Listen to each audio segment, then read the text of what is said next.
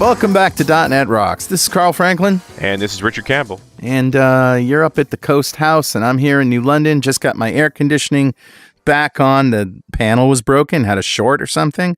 Oh, no. And it's 98 degrees. Jeez, and that office is so heavily insulated. Your studio must get warm. It's pretty warm when it wants to be. Yeah, no kidding. Mads Kristensen is here. We're going to have a good talk with him. But first, we have this little matter of better know a framework to take care of. All right, dude, what do you got? This is a pretty cool web framework for Vue. It's Vue Sacks. They're front-end Vue components. And you can go there at 1560.pwop.me, or you could just, Google Vue Sacks. That's VUESAX, or Bing it if you prefer. I really don't care.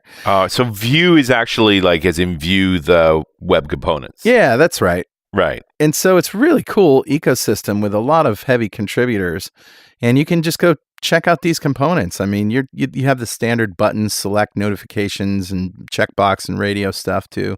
But then you have like progress meters and avatars and pagination and breadcrumbs and all sorts of neat stuff. So it's good. Open source control suite for Vue. Yeah. You can make anything in JavaScript now, can't you? Yeah, you really can. Yeah, that's cool. Nice one. Yep, it's good. Go check it out. I haven't personally used it. I'm not in Vue right now. I'm actually in a knockout project, but I've heard good things about this, and it's trending. So nice. Yeah. Who's talking to us, Richard? Grabbed a comment off of show 1393 from December of 2016 when we talked to one Mads Kristensen about the end of Web Essentials. The end. Dun, dun, dun. I mean, that's 18 months ago, so we got to do a little bit of wind back here. So this is when Studio 2017 was not quite out yet. It was in release candidate, and we had this conversation about there's not going to be a single big install for Web Essentials. It's just going to be a bunch of extensibility pieces that you get from the marketplace. Right. And we provided tons of links, got some great comments on it. And this comment comes from Aaron. Again, remember, this was published December 28th of 2016, so this comment will make perfect sense. Okay. Another great episode. .NET Rocks is perfectly suited to the manual task of cutting up the Christmas tree into compost bin-sized bits where I can be fully focused on listening. But the tree didn't get finished. I had to leave the job half done and go inside and write down the extensions that I need right now. Awesome. I love it. Thanks to the show notes. Yeah, that's me. I did that. I made the show notes. Yeah. The hardest part was going through the list and choosing what to install. It felt a bit like Christmas all over again. Yeah.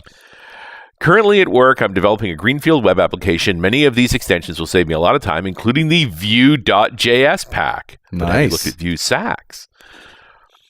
At home, the boss has me updating her web app, and the large UI overhaul with HTML and related extensions is saving my sanity in the countdown to the go-live date.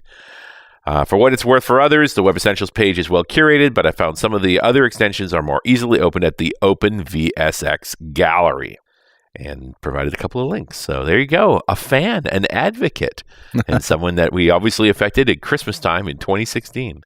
Yeah.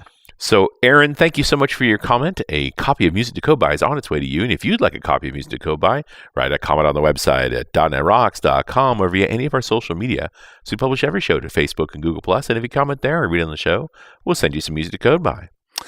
And definitely follow us on Twitter. He's at Rich Campbell. I'm at Carl Franklin. Send us a tweet. We see them in 3D through our View Masters. That's an old reference.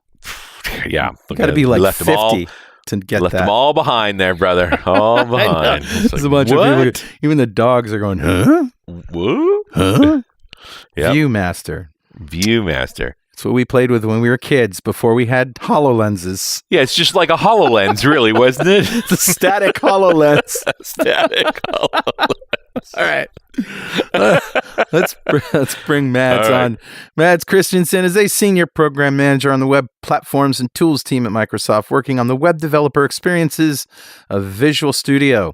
He has over a decade of experience in developing web apps on the Microsoft platform, which got him the honor of becoming both an ASP.NET MVP and ASP Insider. Mads is also the creator of BlogEngine.net, Web Developer Checklist, and Web Essentials, which we were talking about. Also, Image Optimizer and voice commands for Visual Studio. Welcome back, Mads. Well, thanks for having me back. That was an old introduction you had there. It was? Yeah. Are you not a senior program manager anymore? I'm still a program manager, but I've, 6 months ago, I moved from the web tools to the extensibility space, still within Visual Studio, still the same building 18 here on campus in Redmond. Right. But, I'm just up on third floor instead of second floor. And so... you moved on up. It was accurate, though. I've moved up, literally. Yeah, I think I remember saying something about voice commands for Visual Studio. I don't think it would want to take my cursing literally. It's, right. I'll tell you where your extension can go. You ever find yourself yelling at, your assistant, whether it's Siri or whatever? Have you ever called it a bad name? Come on. Oh, raise your hand. The voice control systems? Of course you curse at them. I found myself doing that the other day. I say please. I'm trying to teach my 2.5-year-old to say please and be, courteous. And so to Alexa, I always say please after I ask her to, play a song or add something to the shopping list. Nice. Isn't there actually an option in Alexa now to require politeness? No, there is specifically for kids? I would love that. That's a really interesting idea, isn't it? Yeah, I call my Google Assistant names I would never call any human. It's, especially when you say exactly who you want to call and it says, who would you like to call? It's just infuriating. Anyway. Yeah. I digress. Little rage. The last time you were here, Mads, we talked about Web Essentials, right? Yep. We talked about the end of Web Essentials, or I think that's what you named the show, maybe. But it was really a sort of a new beginning of Web Essentials, or a new chapter rather, where Web Essentials went from being this big monolithic extension that it had been for since Visual Studio 2011, I think, 2012. There was no 2011. But it's been this very big thing with all the features all inside one extension. And it got very big and, it had a lot of code files and it was hard to maintain over time, especially given it was open source and that it was, it somewhat relied on contributions. But I saw fewer and fewer contributors just because I think it was hard to actually build it at the end, just because it was very big and did a lot of things. Yeah. So I had spent over a year, not full time, but a little bit here and there, to separate all the different features into their own smaller extensions, like under the paradigm of do one thing and do one thing very well. Right. And so it became this piecemeal instead, where Web Essentials still actually existed, but all it did was install a bunch of other extensions. And so, so it was end of an era. It was like the old code base, disappeared. It no longer existed in an extension, but instead it was spread out and then modified. Because once you spread things out into smaller things, it's easier to do your refactorings and code optimizations and so on. And so it wasn't just taking the code and putting it into a new project or whatever. It was way more than that. It was more, a lot of things got improved over time. And I think I probably also maybe left a little bit out. And then slowly I've been adding those things in as people noticed that and required or asked if I could add them back. But so that was sort of the end of Web Essentials and the beginning of the new Web Essentials. Yeah, very good. And I went on to the marketplace and looked for Web Essentials, and there's Web Essentials 2017, Mads Kristensen. Yep. And it is sort of the core installer, but it does come with a bunch of extensions sort of pre-installed, and then there's optional ones to add from there, right? No, it does not. It doesn't do anything except install about 20 extensions. Okay. Yeah. So that's all it does. It just talks to the extension manager APIs in Visual Studio to install a list of extensions. And you don't have to use that. You could go install each one of these extensions manually. Yeah, they're all on the marketplace. That's the beauty of this, is that, hey, Web Essentials is great if you just want sort of a curated list of additional features relevant to web developers. Right? It's a one-stop shop. Just go get that thing, and you're going to get a bunch of things that are likely going to be relevant to you. Yeah. But if you kind of want to say, hey, I'm only interested in the CSS stuff because that's where I find that that's what I have the hardest time developing is CSS. Right. So only give me that piece. Well, then just you have the option to just go get that single extension. And so it's actually interesting. The individual extensions that are all bundled into 2017, Web Essentials 2017, they all have more installs than Web Essentials does. Yeah. Oh, interesting. Yeah, I mean, and it makes sense because you can install them individually. Right. Do you find a lot of people asking you about, how to write their own Visual Studio extensions, or is that a sort of a select breed that wants to do that? I hear it quite often, actually, and it's funny, and I've heard it like ever since I started myself. I think it's because a lot of people, they spend a long time every day for years, right, in Visual Studio. Right. And there's only so much customization you can do with like settings and other people's extensions that you can install. Right. At some point, a lot of people think, hey, it would be cool if ... Right. And then they might ask me on Twitter and, how do I get started? And so that led me to write a blog post just the other week here on like things I would have liked to have known when I started building extensions. So it's a good starting point. So if you're thinking of adding a feature to Visual Studio through an extension, my latest blog post on matskristensen.net has a good sort of overview over like here's how to get started. Go watch this video first, then come back and here's some links to some documentation and some articles that would be helpful, and here's some other resources for you to use. And I think that's a really good starting point because, as you said, like it is a little bit of a niche thing, but I don't think it's a niche thing from the perspective of a lot of people, kind of dabble with the idea of it would be cool if. Right. They just never act on it. And so I think if I get more people to act on it, if we can make it simpler to get started and add value, then, get to the wow moment or the success moment, then I think everyone will win. I guess the question is, are there tools that still need to be built? Because you've built a ton of them. Yeah, and I keep writing them because there's still a need for them. Like, right. What's really, really funny is, or interesting rather, is there's a niche for everything, and it's a never-ending, infinite amount of of niches in existence, and both in the past and in the future, and there's always a need for even the smallest thing will be helpful. So I wrote an extension that will insert a GUID. Okay, that's nice. This is like they exist out there, but just not exactly the way I wanted it for myself. So I built that. And it was super simple. And I used it as a learning tool as well to teach other people at the Build conference how to write an extension. Those are things that you would do with snippets before that, or just, maybe even extension methods, Or macros. Or macros. Yeah. There's a million and one ways to do that kind of thing. Why? Yeah. What's the benefit of doing a Visual Studio extension over some of those things? Because it would be cool if. Bragging rights. No, I mean, it doesn't have to be deeper than that, right? It was just like, hey, if I can have a keyboard shortcut and I have like Control K space inserts a GUID in any file I have open, right? I write a lot of extensions, and there's a lot of GUIDs when we're dealing with extension authoring, and so for me, I use it every single day. Right. And so it was just important that that I have a tool that does exactly what I need for my workflow. And the ones that were out there didn't do exactly that. They're actually really good, the ones that are out there, but they didn't do exactly what I wanted. Yeah. Right. And so I just took the opportunity to write that as a learning tool for others to learn from, but at the same time solve the problem of mine.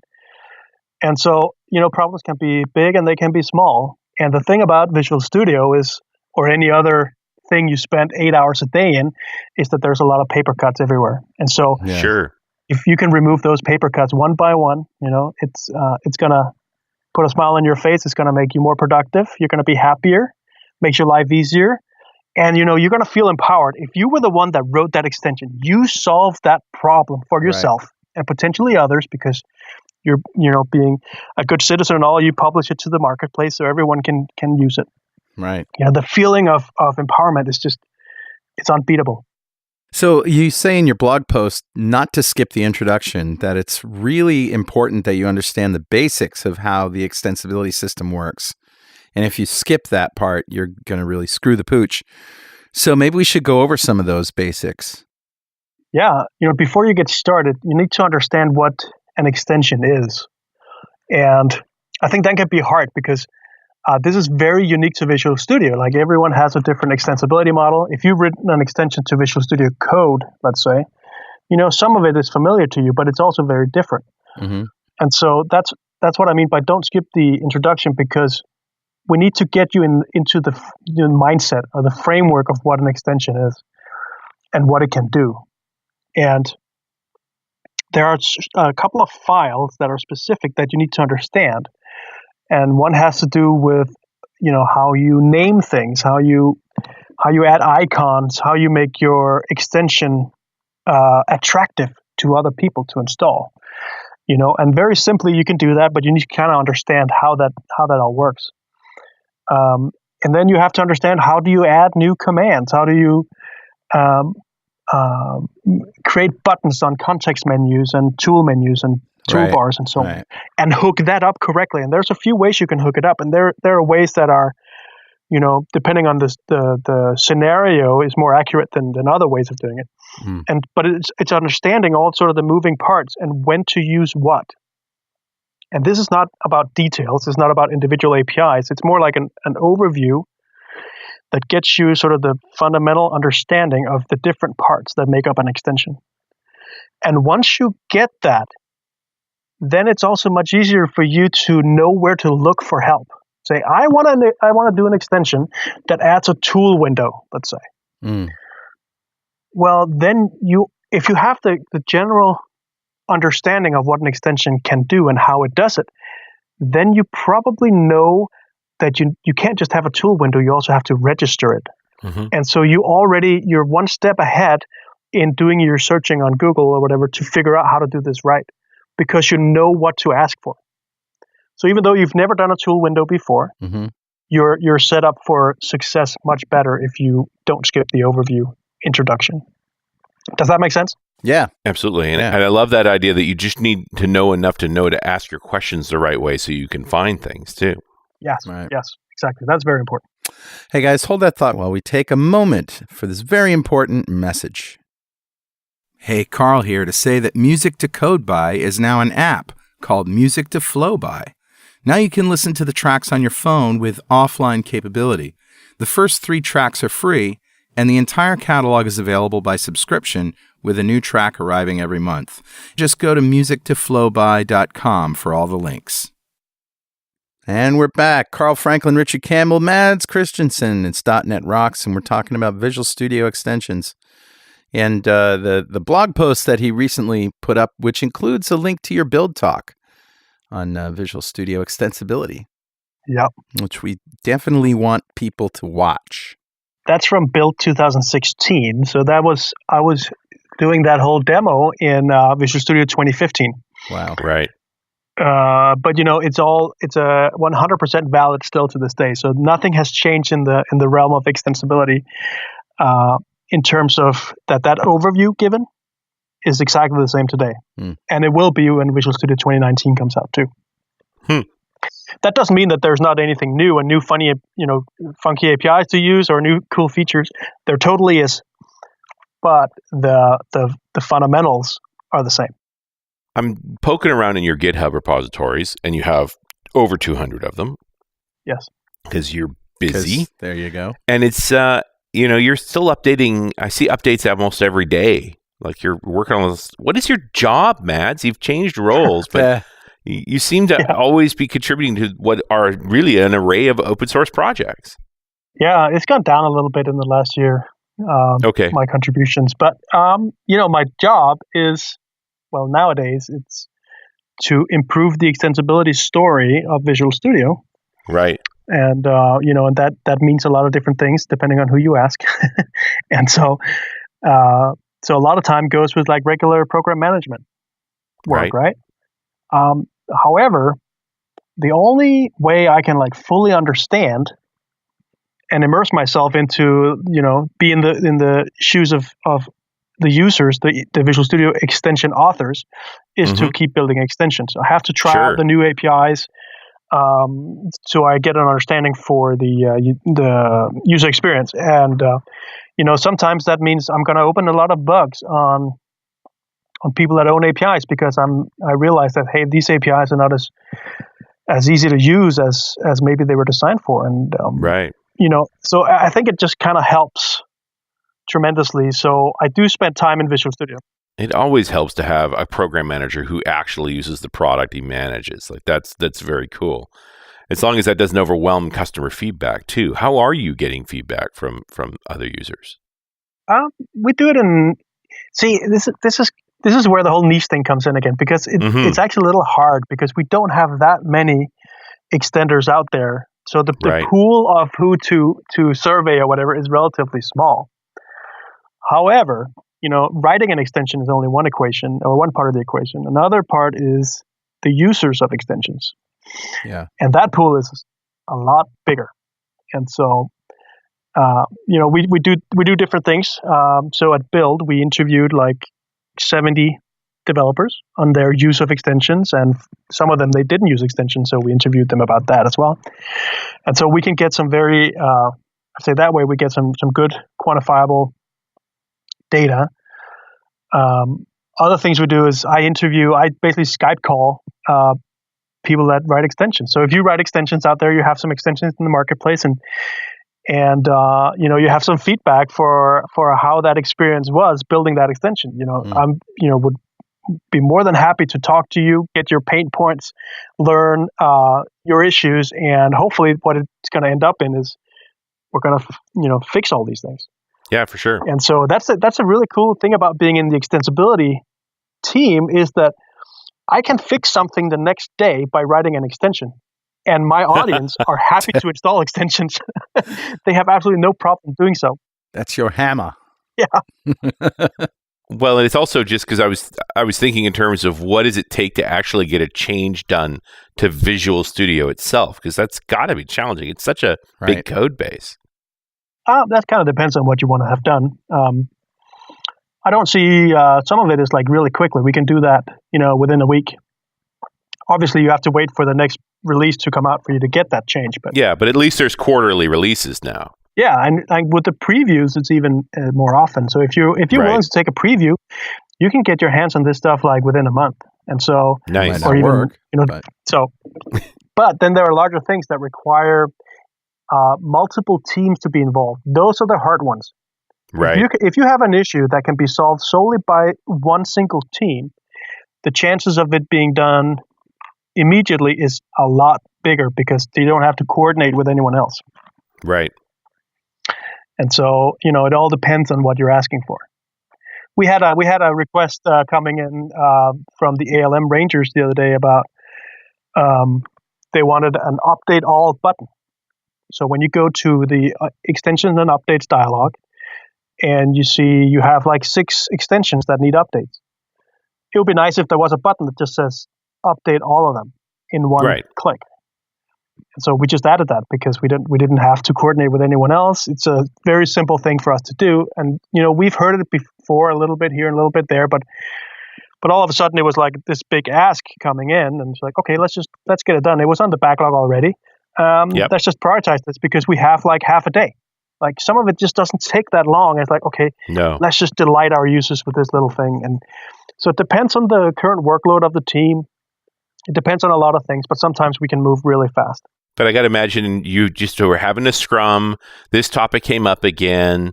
Somebody had like I said, a half a day, and they're looking at the backlog and says, well, why not just take that and see if we can knock it out? And a week or so later, you get to delight everybody. Yeah. Oftentimes it's like we're trying to investigate the feasibility of doing, a feature or whatever that someone asked for. So, and doing that investigation, you almost write the feature just to see if it's possible. And at that point, it's like, well, should we just leave it at that, or why not just spend the next half a day and then finish it, right? Right. So that happens quite a lot. Well, there's sort of an 80-20 rule there, too. Like, you can get to functional prototype pretty quickly, but you've also got to deal with localization / globalization stuff. Like, when you really want to finish a feature for a studio, there's a lot of surface area to cover, isn't there? That's right, but that is not actually handled by the individual feature team, like specifically the localization. There's a whole we have to set everything up in a way that a localization team can come in afterward and find all the right strings and all that sort of stuff. So we have to do the legwork to make that discoverable by them. But that's it. Of your latest Web Essentials pack, which one do you get the most, this is awesome email about or tweets? Oh man, I don't know. I don't really get those things. No? People on the marketplace, they will rate your extension. Yeah. Good or bad, 1 star or 5 stars. And they will write comments. And because I have over 100 extensions, I got so much email coming in that I decided to turn off those notifications. So I actually don't know anymore how that all works. I don't pay attention to it.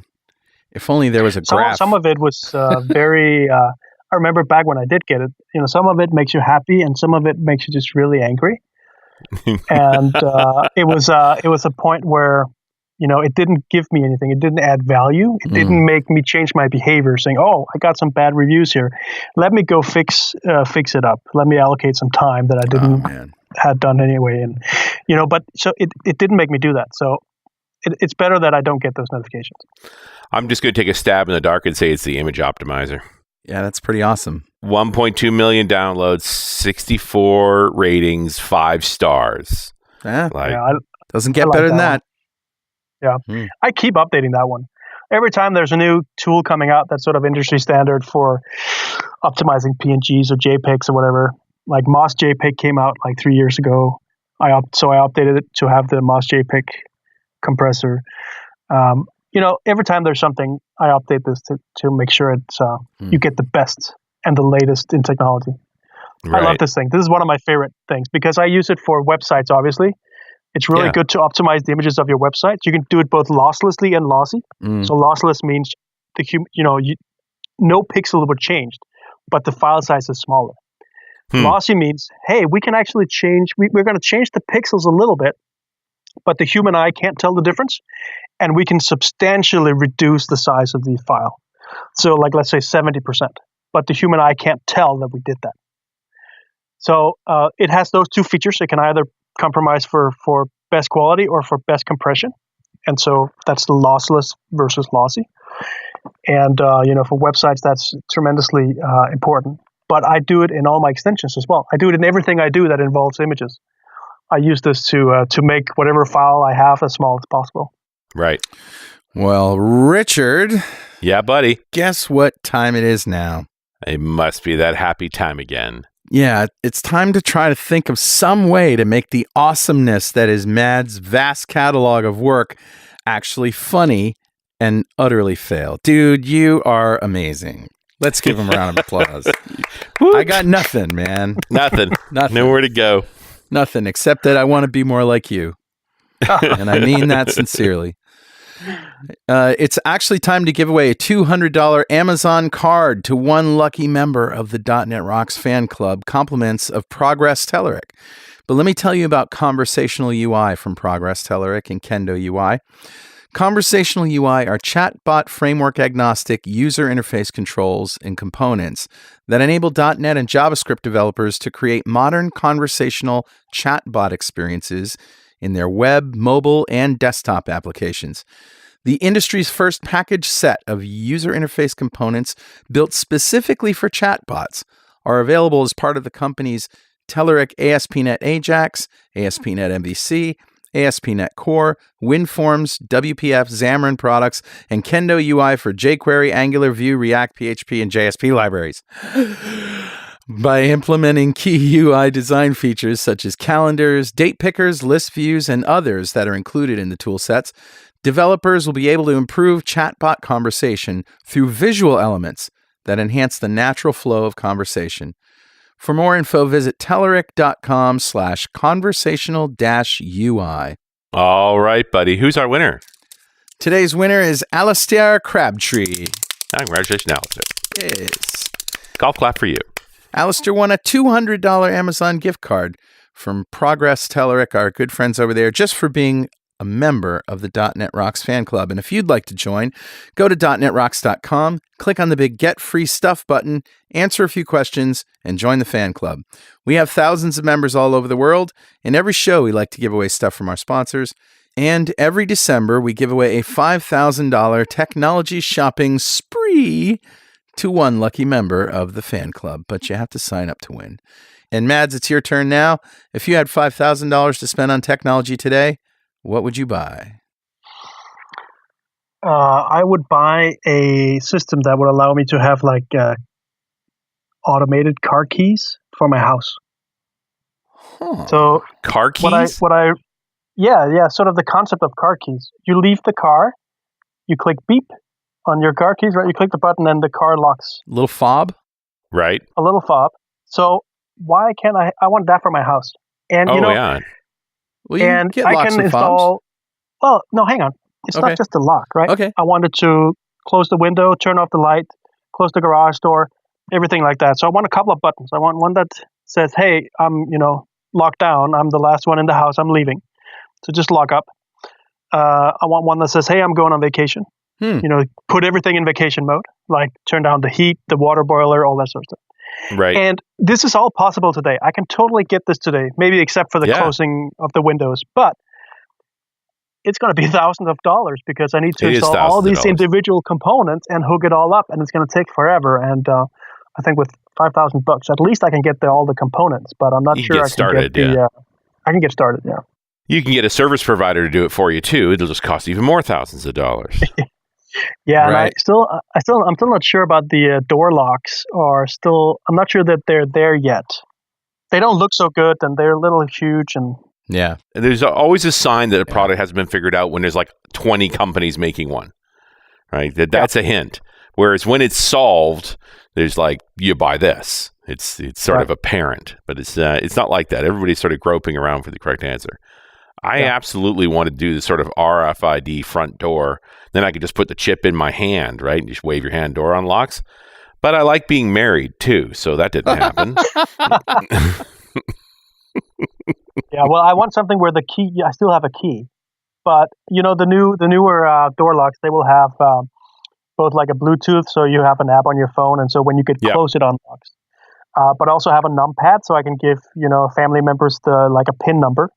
Yep. Just for them that they can lock themselves in with. And then, I want a regular key for when the power is out or the battery's drained or whatever. And the keypad no longer works. The motor doesn't turn the thing. So it has to work with a regular. Just crazy talk, Mr. Kristensen. I don't think I know. Goodness. Actually, one of the best keypad locks I've ever gotten does not turn the tumbler. You still manually turn the tumbler, so the battery lasts forever. Because pulling that motor to actually unlock the door, that's what eats the battery. As opposed to the tumbler, the knob does nothing until you enter the code. Then it goes click, and now you can open the door. But then it's just isn't it then just like a security feature? Then it's not really convenient, or what? Well, yeah, it's degrees of convenience. Like, do you have to remember your key? Can you give codes to other people? Like all of those sorts of things, right? Mm-hmm. Like that's the stuff you want. Yeah. So I have keypad entry locks from Slage on the studio. And I can, on my phone, unlock them from anywhere and see the status. And I can also assign numbers to anybody and take away numbers to anybody on my phone. Nice. See, I've looked at that brand in particular. They seem to be sort of furthest ahead with the convenience and the design and all that. Yep. So that and a combination of some cameras that I can look at on my phone, I feel heavily surveilled at the studio. Yeah, I got a new garage door, and it has. And I got an app for that, so I can open it remotely. It even has like Apple Watch integration, so I can from my watch open the garage door. And it's kind of stupid or silly, I guess, but I really love it. Hey Siri, open the garage door. Yeah, this is the modern version of a practical joke. Yeah. It's like, I can't walk those 4 steps to click the button. Yeah, I like your question is the garage door open? Because you always have that moment after you've left the house. You're like, did I close the garage door? And then it says, calling Richard Campbell. No, you blankety blank. Yeah. Man. I think I'm going to start another podcast just with all the things that you can tell Siri and Google Assistant and Alexa and Cortana, and then just have actually, instead of describing them, just actually say the command. Yep. And so when you're listening to it, your phone just lights up and starts doing stuff. Just goes nuts. Yeah. That's funny. So is the extensibility model for Visual Studio nailed? Like, do you see any structural changes that need to happen? Because I got to think that's the hard part is like, when do you revise this model that it might impact existing extensions? It's definitely not flawless. That's for sure. Okay. I appreciate you saying that. Yeah. No, yeah, I mean, you have to remember that Visual Studio is very old. Very old. It came from the 90s, and it was all native code. And over the years, it sort of became better and better. But because of backwards compatibility things, a lot of concepts are still the way they were originally designed, like decades ago. Sure. And so there is a sort of the history. So the history of Visual Studio actually impacts negatively on the extensibility model. It would be nice if we had a completely clean slate. How would we do extensibility? And it would be that's the dream of everybody, closer right? to what Visual Studio Code has done. Right. Because Visual Studio Code has a different extensibility model. Yeah, it's completely different, and also it has to be, right, because it's a very, very different product the way it's coded. Sure. But yeah, we would do something different, I think. But that's not to say necessarily that it's bad what is there. It's just it might not be as obvious as, like, let's say a modern .NET API would be. There are moving parts. There are file types that are sort of just foreign and applies only to Visual Studio extensibility development, and you can apply that knowledge nowhere else. And so you can't really draw too much of your experience. If you've been a .NET developer for many, many years, there's you can't just jump in and be productive writing an extension. Right. You still have to go through understand the introduction and all this sort of stuff. So I think overall it's decent, but with some major flaws in the way that there's too many unknowns. Like, I guess my new job is that I need to make it so that it becomes easy to understand what to do. Like, how do you go from idea to start implementing the right thing? That is what today is very hard, and we need to make it better. So one aspect of this is better documentation, better samples, all this sort of stuff. Right. So I recently completely redid the samples. So they're now new, modern, and applies to the latest versions of Visual Studio, and very nice and clean code, easy for you, hopefully, to use. Maybe copy paste a little bit. Feel free to do that. Then we have documentation, which we're looking at here pretty soon to revamp that completely as well. And that's good and all. But it doesn't tell you necessarily everything you need to know. So we're looking at better APIs. How can we, Visual Basic, Carl, this is, you know this, the my keyword in Visual Basic. My dot everything. Relevant to me right now. That was very innovative. Yep. That's a brilliantly discoverable thing. Yep. Like you can have the most obscure API, but if everything is accessible through like my dot, then everything is discoverable. It doesn't matter how obscure it is and how far away it is if you can bring it right to the user right there. And the thing that was great about my, and still is that when you type my dot, that everything there is going to be pretty high level, right? It's not going to be, if there is some thing under a particular category, it's going to be a couple of namespaces deep. But you can tell right away that, that it's very easy structured from high level to low level. Right. Yeah. So that idea of the my, which we had in Visual Studio which is called the DTE, which is sort of it was used for macros. It's sort of a very high level API. we have that. The problem is that it doesn't use the best practices. It's not necessarily the most performant thing to do. There are other implementations that we kind of want you to do, or use instead, but you don't know that. Right? And so that's actually problematic. So that's one of these flaws where we kind of have a way to lead you down through a path to success, but only to a certain extent, right? Because then, you're going to have issues with you run on the UI thread where you block some other calls and Visual Studio freezes and you don't know why. But that's because you don't know that you're using an API we kind of don't want you to use, but we can't remove it for backwards compatibility reasons either, or for other reasons actually. But so that you have these issues. And so I'm kind of trying to figure out, and I think this would be the one of the biggest aids to extension authors is a way to say, I want to do feature X. What should I do? If I can answer that question, then I think that's the major hurdle, and I think we can get there. And it might be through some sort of API Explorer window, or it could be I don't know at this point. Yeah, I'm exploring ideas, and so the biggest issue is discoverability, right? That's you want to do X, but you have no idea how to even ask the question. How to even get started in that. Yeah. How do you even ask the question that leads you to the right answer is like very hard. And over time you will understand, you will know, but I'm talking about years of extension development before you get to that point. And so that's just not good enough. And we have to do better at lead you down the right path as soon as possible. And so something is coming, something is done, and we do nothing in isolation anymore. So we're going to, this could start as an extension that, we can iterate on and have the sort of the extenders out there help us with. The good thing about this being extensibility, as I said before, is that we can write extensions and people will actually use them. Right. And contribute to them because we are talking to the right audience here, right? For extensibility. So, my dream is that we're going to be much more community driven when it comes to these things going forward, simply because we can. For this particular type of features, we can actually be extremely community driven and do everything through extensions, which means we don't have to talk about it. We can code it up and you can try it. Take it out for a spin. Yeah, exactly. Yeah, man, that's awesome. That has me very excited.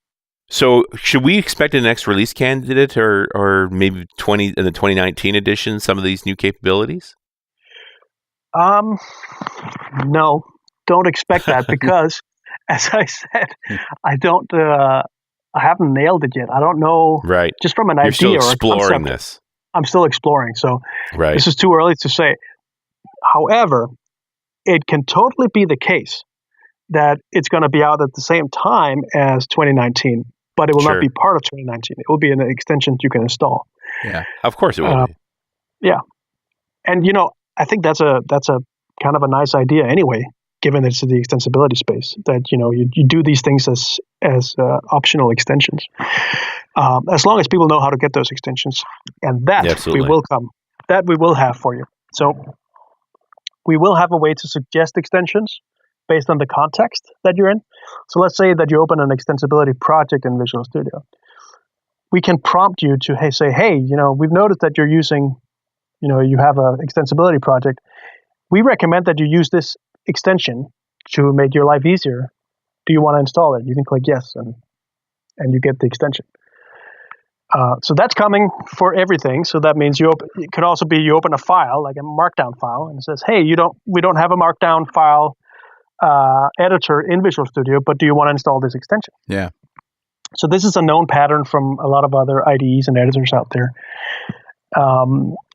So we're gonna add that to 2019, as well as another thing that's kind of important. So we're coming out now in the next update to 2017 with the concept of an extension pack. Okay. So this is an extension it's basically empty, but it has a JSON file in it that specifies just a list of extensions that is its children, so to say. And so when you install the extension, it will read that JSON file and it'll say, hey, here are the 10 extensions that it wants you to install. And it will then install them. It will ask you, well, do you want them all or just and you can select which ones you want, and you can install them. So that's immensely powerful. That means Web Essentials is moving to that system. Yep. Mm-hmm. Productivity Power Tools is also moving to that system. Nice. It also means that I can create an extension where all the children are extensions I didn't write, but that I like to do. Like John Papa, for instance, for Visual Studio Code, I think he was one of the first ones to do an extension pack for Visual Studio Code, where he just bundles all sorts of useful things for when you're doing Angular development. All right, so there's like 5 extensions, Angular snippets, Angular commands, or whatever, and he just builds an extension pack that gives you that. So if you want to build,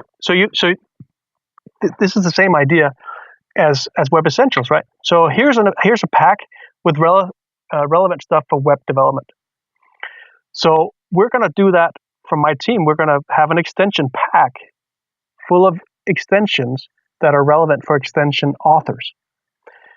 And that's going to be really cool because that means that anyone that writes an extension that's of high quality and that's relevant to extension authors specifically, and generally enough that you will actually use it, we can include in our extension pack. So we no longer have to build all the tooling ourselves. Right. Which is perfect, especially for extensibility, right? Where we want you to look at our code. It's all open source. We want you to learn how we did certain features so you can do that yourself in your extensions and make more people happy that way, right? So that's the way we're going now. Those are the 2 features that when they come in to 2019, we can really start to leveraging sort of all these concepts that are still to be crystallized. But whenever something happens, you get notified. So now we have a new extension that does this new API thing, and you're going to be notified. Say, hey, there's a new extension for this in your extension pack. Do you want to install it? You say yes. So we can push features to you. It's all still up to you whether or not you want to take them or not. Wow. And I feel very excited for that. Yeah, for sure. That's it's amazing, and it is just continues to add value. And I guess is there any chance of Visual Studio slowing down with all these extensions in it to a point where it becomes unusable, or is the architecture such that it can handle a lot of these extensions all loaded at the same time? Yeah, that's a good question. There is no answer. There is no correct answer. Except buy more RAM? Well, so we can dissect the question a little bit, or the answer. Let's do that. Okay. So the answer is yes and no at the same time. So for instance, extensions can either be initialized when one of their commands is being executed, which means unless you use the command that it ships, the extension never loads, right? And therefore adds no, memory or CPU footprint to Visual Studio until it's actually being used. That's a very good practice. That's the type of extensions that we really like. Okay. Yeah. Because they just have no impact unless they're being used. They're lazy loaded. Right. Then there are other types of extensions that load themselves based on certain events that happen. One could be Visual Studio starts up. And that adds time to the startup. Right. It adds memory and CPU and so on. Sure. Other events could be, hey, when a solution has loaded or a certain project type, like let's say a .NET Core project has opened. I want to load my extension that does certain things. And, that's important that you can do these sort of things. And it opens for some scenarios. But those are the ones where, yes, the more you have of those, it will have an impact on sort of the memory and all that. But as sort of the system, the extensibility story sort of progresses, we're learning about all these things and how to optimize them in the best way. And we just blogged about just like last month, I think we blogged about we're going to turn off synchronous loading extensions. So let's say an extension loads automatically when a solution is being loaded. Yeah, we're no longer doing that. We're waiting to load any extensions till after the solution has loaded. Right. And then we're doing it sequentially so that we don't, utilize all the CPU or whatever. So the Visual Studio effectively hangs. Yeah, because people generally read code before they start writing it. Yeah. Yeah, exactly. And so it's about the respect for the user and to give the best possible user experience. And I think everyone agrees to this, right? Including extension authors themselves, even though now they have to say, okay, I have to maybe make some modifications in my code to like, because the solution might already be loaded by the time my extension is loaded, whereas before it wasn't the case. Right. The extension loaded first. And so, you have to change things a little bit. But I think everyone agrees that it's the better approach to do, even though it involves maybe some work. And so we've refined these rules and also the capabilities of when extensions load, how to, get out of the whole notion of having to auto-load at all. So we've actually made it easier and easier to avoid auto-loading completely and do it lazily when you click the command for the first time, and it won't load until then. Nice. And so the answer is complicated, right? But it depends on the type of extension and when it loads. Sure. Yeah. Well, it's great that you guys are thinking about all that stuff, and I'm glad I don't have to. And is there some kind of governor there that looks at a badly behaved extension and said, this guy's causing problems, maybe we should kill him? We look at it, but we don't kill them. No, instead we want to reach out and help fix it. So we do get a bunch of we have telemetry on all extensions, and we can see how many times they cause a crash or a UI delay. Cool, right? And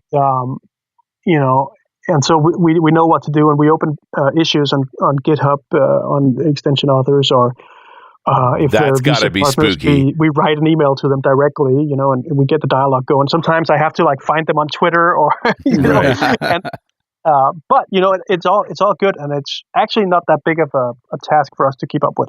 It turns out when you look at the telemetry, that extensions are actually not that big of a cause of either UI delay or crashes. So it is not the big. It's not what we spend most time doing. Cool. I did poke around a little further in the marketplace and found that your bundler minifier is the only thing more popular than, in terms of downloads anyway, than the image optimizer. But bundler minifiers, A, there's a bunch of them, and B, they're, now I can actually see in the comments why you don't watch the comments anymore. Because here's a guy screaming that your extension crashes machine, and then to his credit writes another comment sometime later, says, hey, I uninstalled this thing and I'm still crashing, so I guess it's not you. Sorry, here's a 5-star. Okay. Yeah, but it's also like you get someone saying, hey, this doesn't work, it sucks. It's like, okay, I can do absolutely nothing with that information right now. I have to poke at you to get the details. Well, what version are you on? What happened? What did you do? How can I reproduce the issue? Like, at that point, you leave it up to me to engage with you to get that information. And you could have just gone to GitHub and opened an issue with all the information that was needed. Yeah. What's really interesting with this is all the people using my extensions for Visual Studio, they're all developers, right? Because they're using Visual Studio. So you would think that they know how to write a bug report. Yeah, that they would have an appreciation for a good bug report. Yeah, and it turns out that a lot of people do. A lot of people do, to their credit. Yeah. And then some people don't, and it's just noise, and it does not add anything of value. Do you find it's interesting to look at the overall numbers just in the tools section. Like there's 5,400 things that qualify as tools in the marketplace.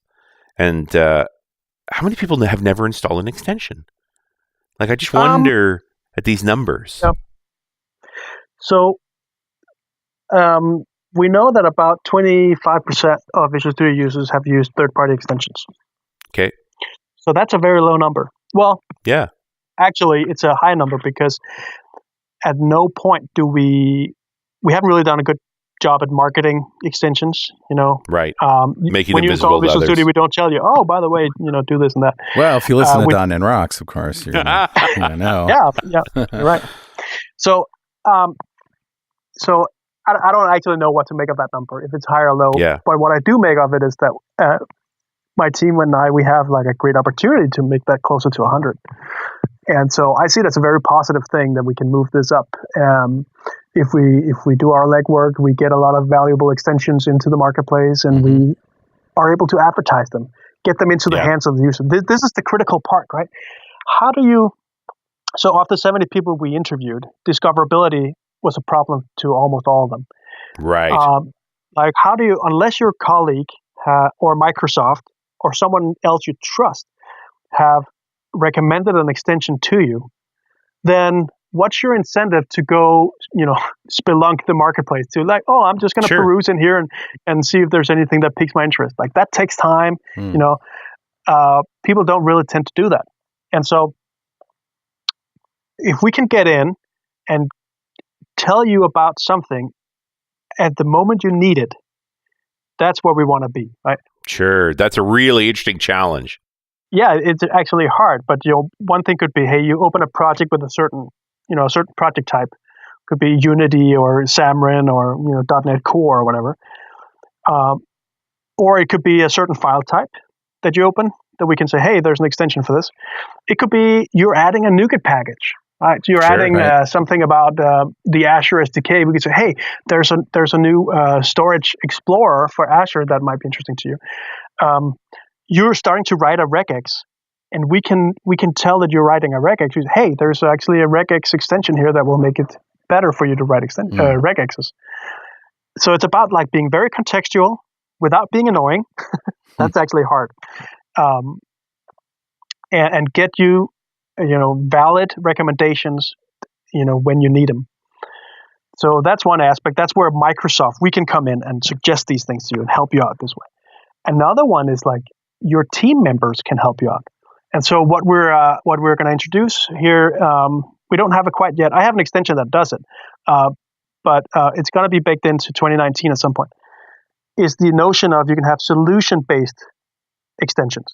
So the owner of a solution can say, when you're opening this solution, I want you to have these 3 extensions because we use that to optimize the images and to bundle and minify, or to build our regexes, or whatever it might be. And so now the owner of the solution is the one that promotes extensions to all its users, whether that's team members on the team.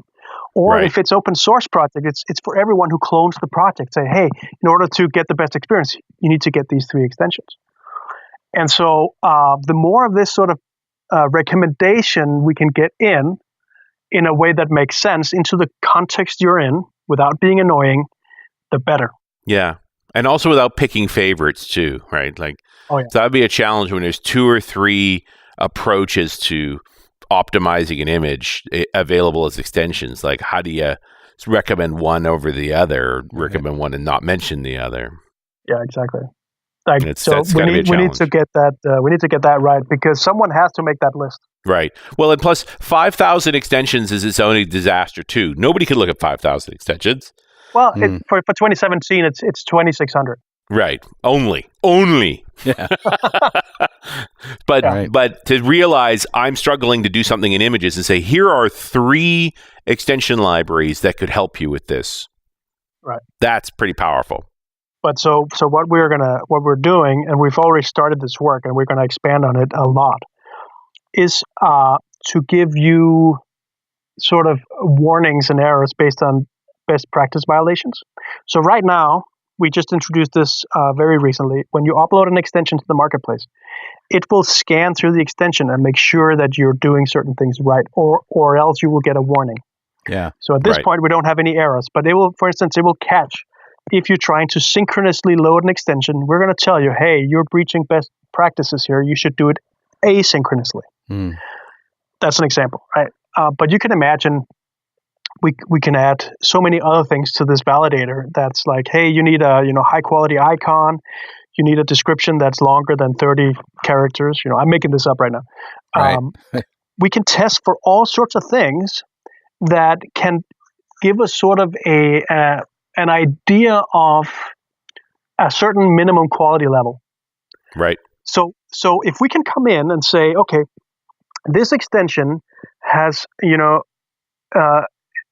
is valid, it's not violating any of the automated tests that we have, then we might consider it to promote it, to recommend it, right? Because, but that could just be a prerequisite. That's probably just a prerequisite.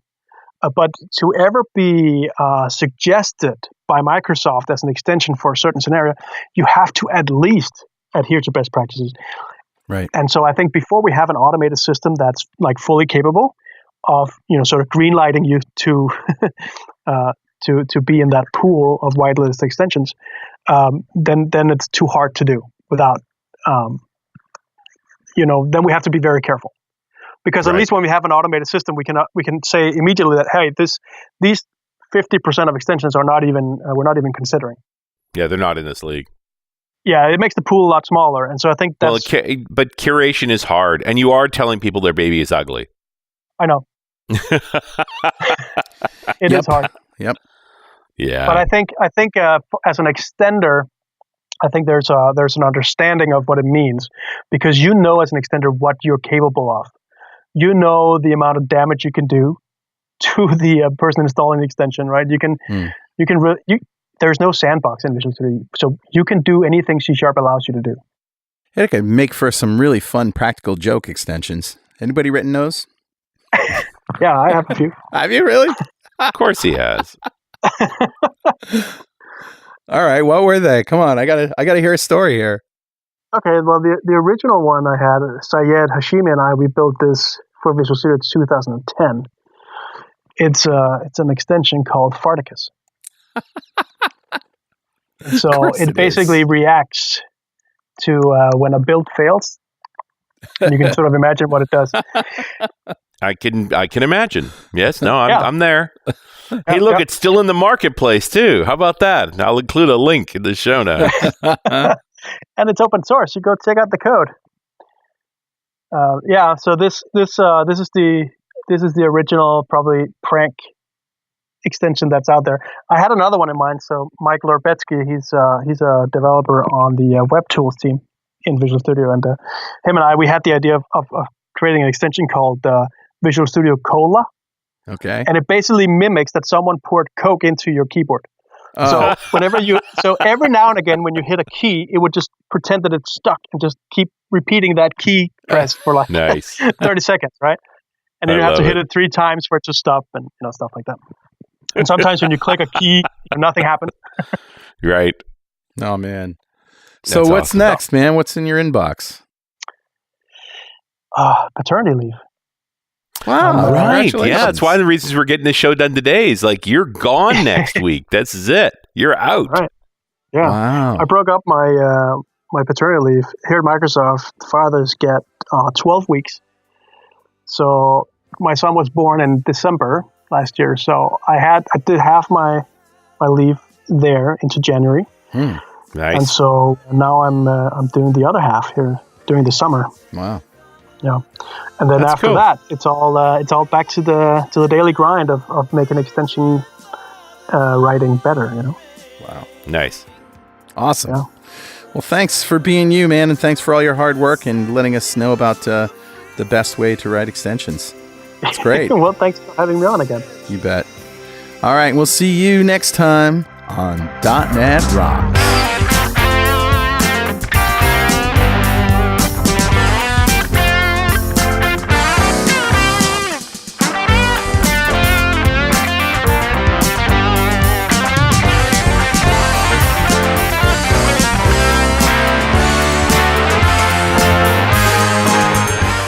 .NET Rocks is brought to you by Franklin's Net and produced by Pwop Studios, a full-service audio, video, and post-production facility located physically in New London, Connecticut, and of course in the cloud. Online at pwop.com. Visit our website at dotnetrocks.com for RSS feeds, downloads, mobile apps, comments, and access to the full archives going back to show number 1, recorded in September 2002. And make sure you check out our sponsors. They keep us in business. Now go write some code. See you next time. Got transmitter banned by the FCC. Yes, I'm a